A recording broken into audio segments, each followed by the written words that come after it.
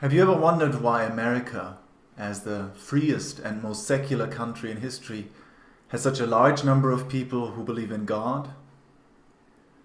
In order to make sense of this, we need to understand the essential difference between two kinds of Christians.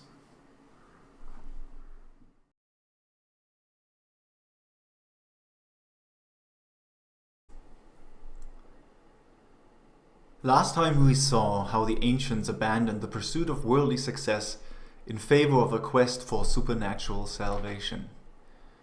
We saw how the rejection of reason and reality among philosophers led to the collapse of civilization and opened the door to a new dark age of faith and force.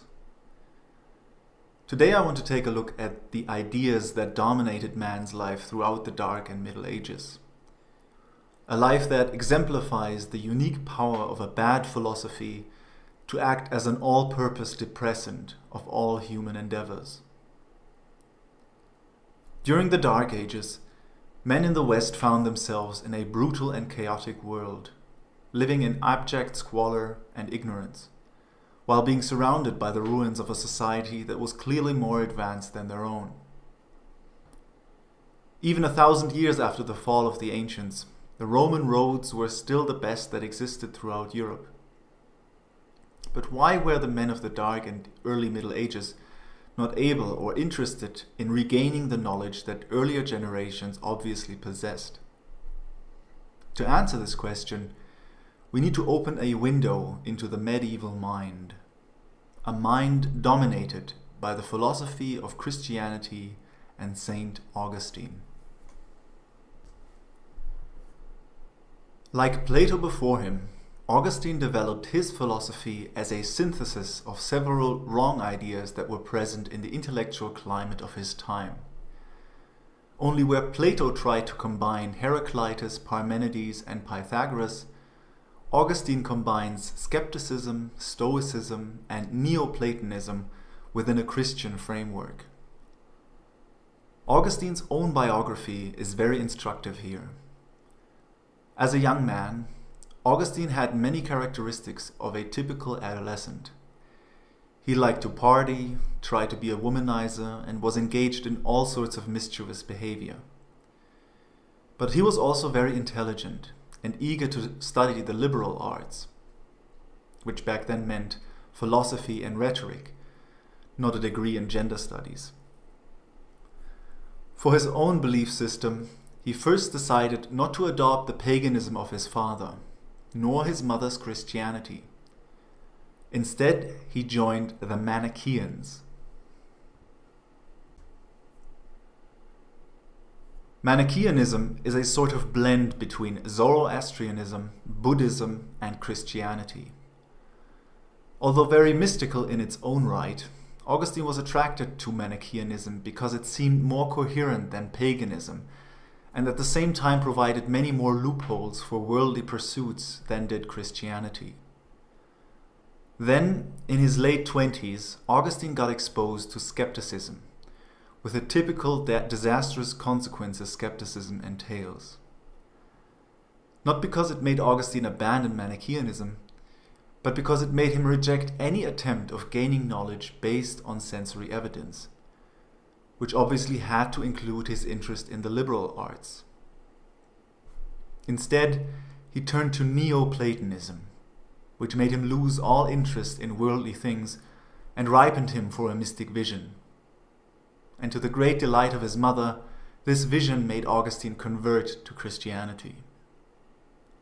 Once a Christian, Augustine then turned against his former pursuits in the liberal arts in a manner very similar to the way modern born-again Christians turn against secularism. In his attempts to make Christianity more coherent and academically respectable, Augustine proceeded to systematize Christian metaphysics and epistemology in the tradition of Greek philosophy. Most of all, he used the technical mysticism of the Neoplatonists as a supplement to Christian scripture and church dogmas. As a consequence, Plato's form of the good was replaced by the one true God, and the world of forms became thoughts in God's divine mind. By converting true knowledge into divine knowledge, the traditional hierarchy of Plato's epistemology was turned upside down. Remember how Plato said that you need to first study the forms so that you can then reach the form of the good at the end. For Augustine, it's the other way around. You first have to believe in God before any access to divine knowledge becomes possible. Quote, "Seek not to understand that you may believe, but believe that you may understand." Unquote. These developments in Augustine's intellectual career are such an eloquent demonstration of why skepticism, if taken seriously, has to lead to mysticism. The skeptics had taught Augustine the utter futility of man's attempts in gaining knowledge if he is left to his own devices, i.e. reason and the senses. And once reason and the senses are abandoned, some form of mysticism will rush in to provide a way out of this epistemological dead end. And so it is hardly surprising for Augustine to conclude that, quote, "Only some divinity can show man what is true," unquote. This perspective forms the basis for Augustine's famous theory of illumination, which consists of two steps. First, you have to love God, and then God has to illuminate you with the truth. Now, it is extremely important to take this theory of illumination seriously in order for us to grasp the fundamental outlook of the medieval mind. First, you open your heart to God, and then God has to act so that you may acquire knowledge. Which means that the love of God, although necessary to acquire true knowledge, is by no means sufficient.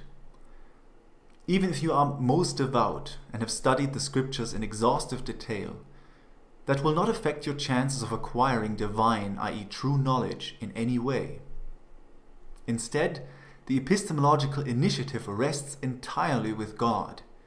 He has to illuminate you with the truth by a deliberate act of His will.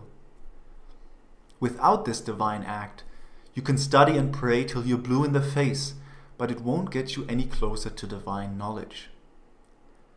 As a consequence, man becomes epistemologically passive and helpless.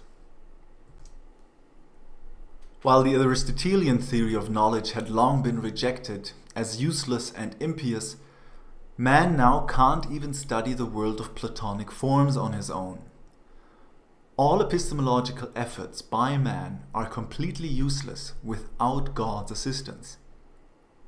Here's where the cardinal Christian virtue of hope comes into play.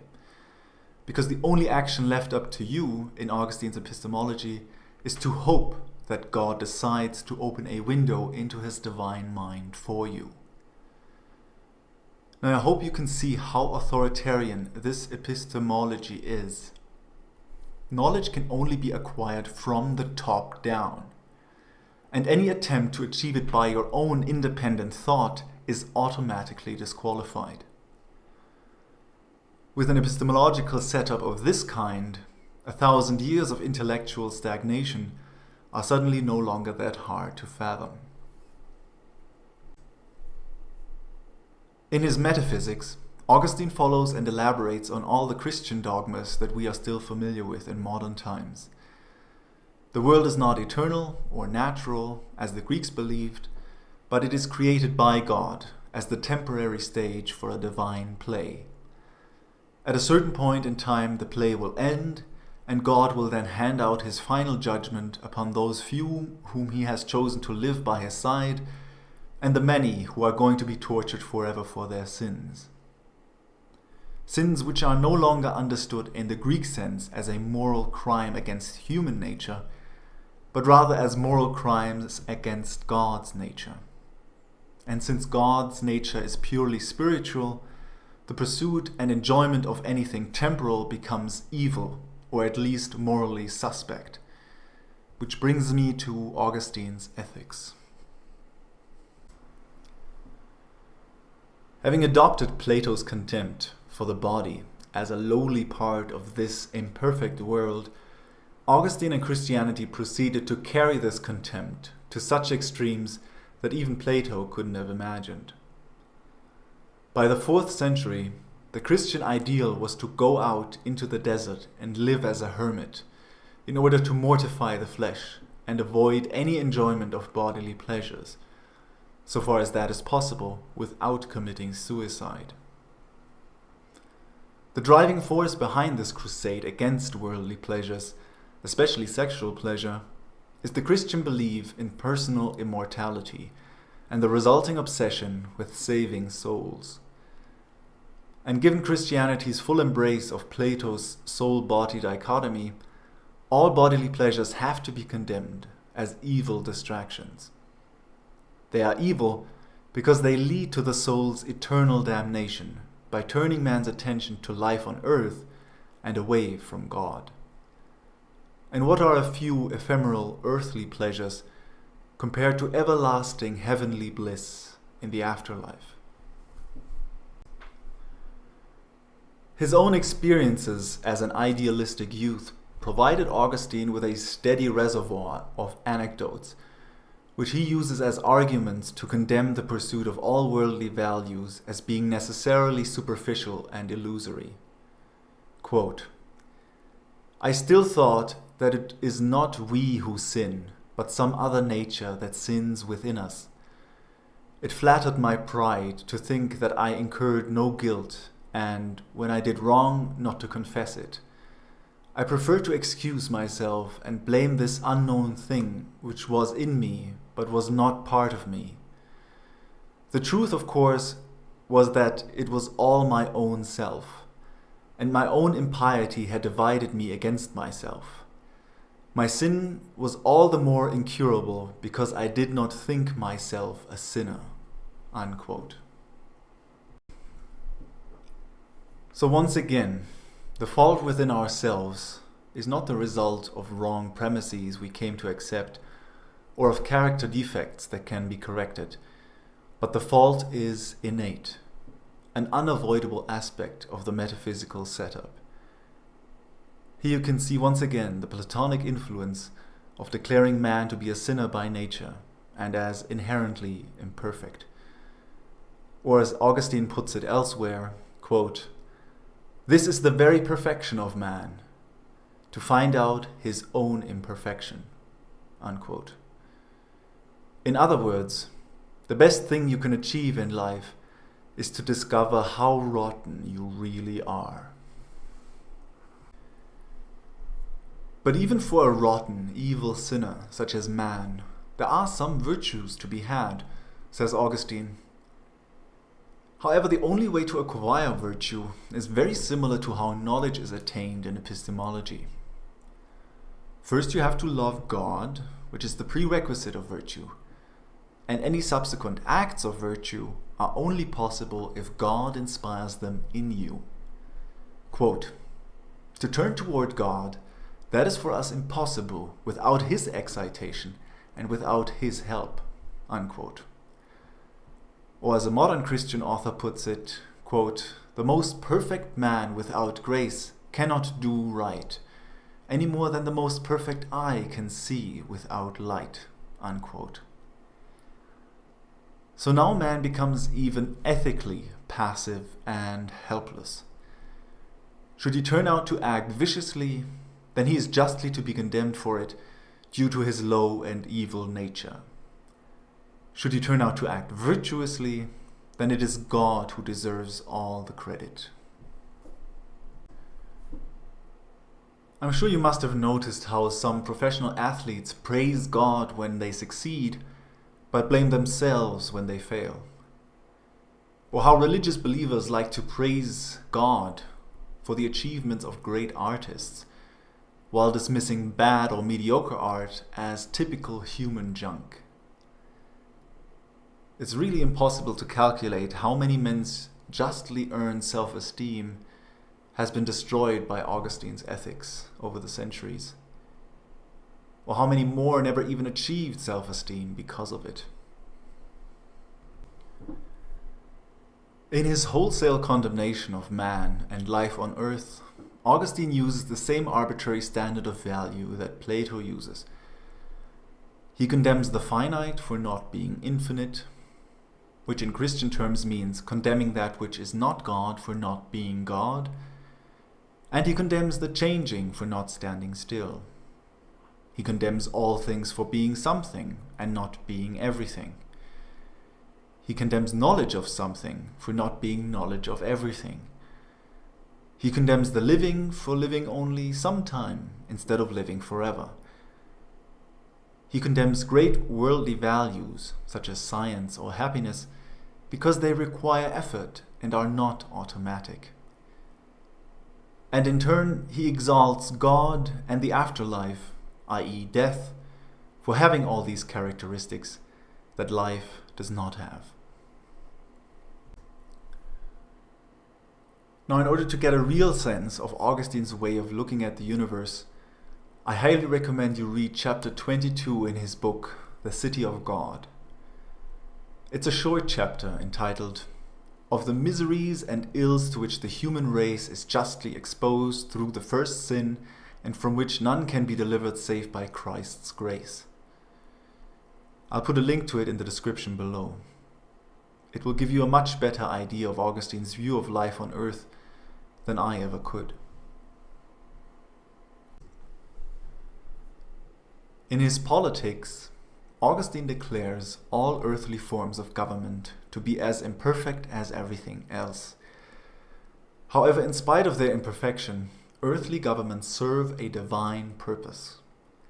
Quote, "God, therefore, the author and giver of happiness, because he is the only true God, himself gives earthly kingdoms to both good men and bad. He does not do this rashly, or as it were at random, for he is God, not fortune. Rather he acts in accordance with an order of things and times which is hidden from us, but entirely known to him." Unquote. This is where the authoritarianism of Augustine's epistemology is coming to fruition in his Politics. The rulers of all earthly kingdoms, whether they are just or wicked, have been put into place by an unknowable divine plan, and your duty as a good Christian is to obey them. Since there is no right to disobey God's laws and commandments, you have no right to civil disobedience or rebellion against God's earthly ministers either. Any freedom of the individual is entirely subservient to the will of the government, especially if it is a virtuous, i.e. a God-fearing government. This is Augustine's version of Plato's philosopher-king theory, by which he equates a wrong thought with a wrong action, thereby authorizing the government to compel you to think and do whatever it thinks is right. Quote, "The aim towards which a good will compassionately devotes its efforts is to secure that a bad will be rightly directed. For who does not know that a man is not condemned on any other ground than because his bad will deserved it, and that no man is saved who has not a good will?" This explicit endorsement for the persecution of thought crimes was instrumental for the creation of the Inquisition, whose compassionate devotees were trying to secure that a bad will be rightly directed. Now, Augustine grants that all these powers should ideally be exercised by a just government. However, even if you happen to find yourself suffering under an unjust or wicked government, then you still have no right to protest. Your duty in this case is to follow the example set by the Stoics and practice the virtue of acceptance. Quote, "Christ's servants, whether they are kings or princes or judges or soldiers, are bidden, if need be, to endure the wickedness of an utterly corrupt state, and by that endurance to win for themselves a place of glory in the heavenly commonwealth whose law is the will of God." Unquote. Indeed, every earthly injustice is a blessing in disguise, because it provides you with the opportunity to show how virtuous you are by turning the other cheek, loving your enemy, and accepting whatever punishment is given to you. After all, it's just this life, and God will hand out the final judgment, which is the only one that really matters. So what now? Where is man to go from here? Well, he's going nowhere. In fact, he's come back to the primacy of consciousness view of the world that had dominated his mind during all the millennia prior to Thales. Only this time, it is a single God's consciousness that is at work behind the scenes of everything in existence. He created the world, he controls it, and at some point he will end it. And in the meantime, he is the only one who has causal efficacy in the pursuit of knowledge, in virtuous behavior, and in the sanctioning of how human society should be organized.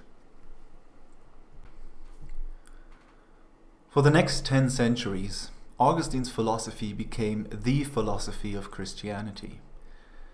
It was eagerly embraced by the Catholic Church, which would eventually succeed in stamping out all rivaling Christian sects and achieve religious uniformity throughout most of Europe.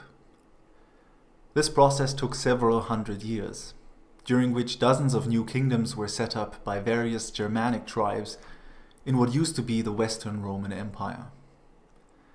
Meanwhile, the remnants of the Eastern Roman Empire, known as the Byzantine Empire, managed to stay politically intact. Many manuscripts of ancient philosophy were preserved in the libraries of Constantinople. But the theocratic nature of its government left little room for the exercise of free thought or intellectual innovation.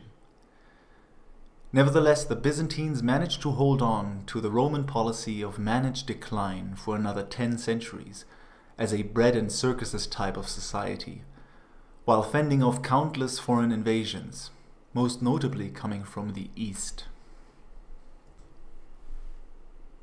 In the 7th century, the new religion of Islam emerged from the Arabian Peninsula and began its conquest of former Roman provinces in the Levant, North Africa, and Spain. Compared to their Christian contemporaries, the Muslims of this period were much more energetic and interested in worldly pursuits.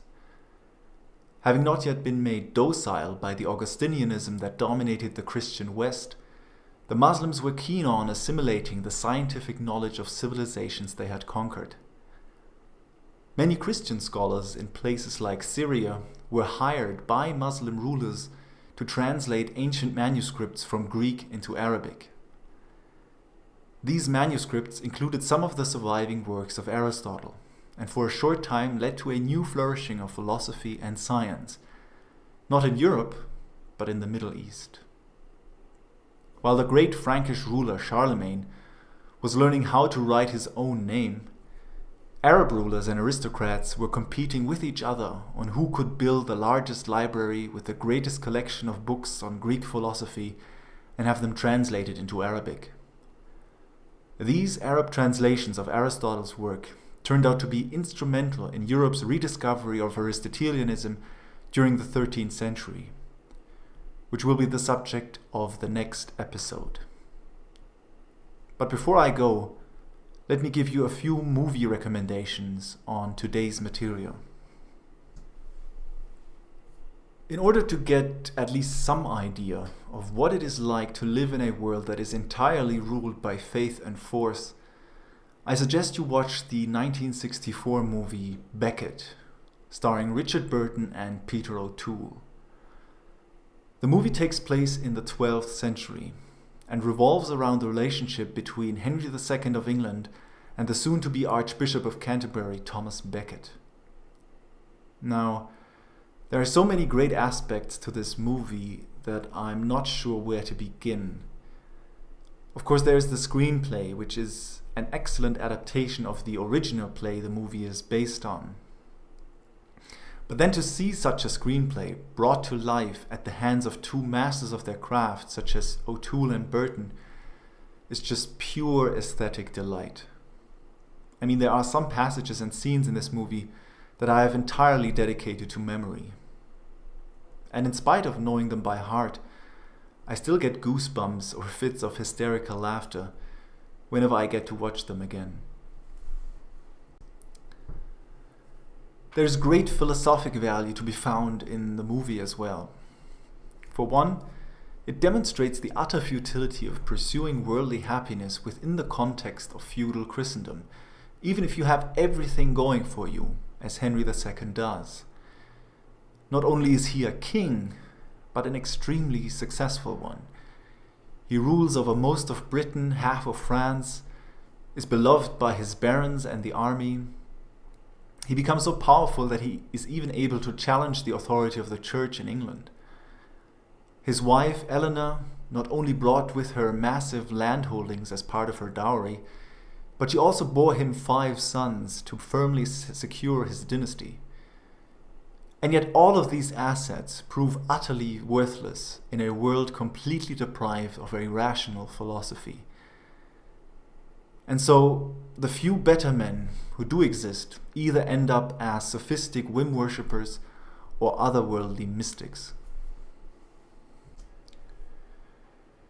The character of Thomas Becket is also extremely interesting. He is portrayed as the Christian and Augustinian ideal, a man who has no will of his own, but is entirely devoted to doing his duty, whatever that duty happens to be. But since the creators of the movie and the play share this Christian ideal of moral virtue, they can't help but praise Becket's character by portraying him in a very sympathetic light. And so it becomes another fascinating lesson in the power of philosophy when I observe myself condemning Becket as a moral abomination for precisely those characteristics he is commonly praised for. Once you have seen the movie Becket, you can proceed to the 1968 movie The Lion in Winter, starring Peter O'Toole, Katharine Hepburn, and Anthony Hopkins.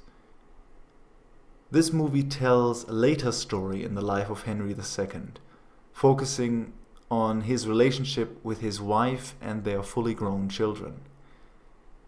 The Lion in Winter is less philosophical than Becket, because it focuses on the soul-destroying effects of feudalism rather than on those of Christianity. However, it is still quite an experience to watch brilliantly portrayed characters tearing each other to shreds by use of words and intrigue. While watching these movies, it is also worth keeping in mind that they depict the absolute elite of the Dark and Middle Ages, the richest and most educated, leaving the remaining 99.9% of people far worse off still.